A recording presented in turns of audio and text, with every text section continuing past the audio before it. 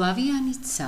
ვარსკვლავები ჩვენგან ძალიან შორსაა, ამიტომ გვეჩვენება ასე პატარებად. სინამდვილეში ბევრი ვარსკვლავი მზეზე უფრო დიდია. ვარსკვლავსაც მზესავით ბურთისებური ფორმა აქვს და ანათებს.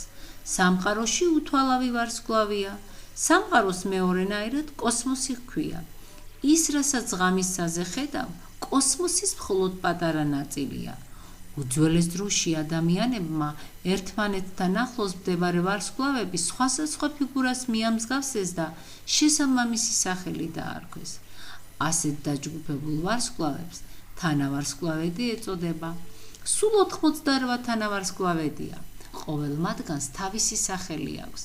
ზოგს ცხოველის სახელი ჰქვია, ზოგს ადამიანის ან მითიური არსებისა.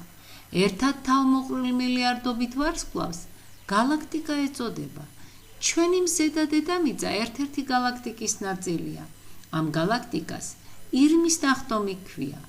ყველა თანავარსკვლავედი და ვარსკვლავი, რომელსაც ღამის ცაზე ხედავ, ჩვენს გალაქტიკას ეკუთვნის.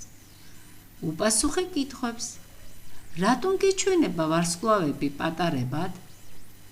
როგორი ფორმა აქვს ვარსკვლავს?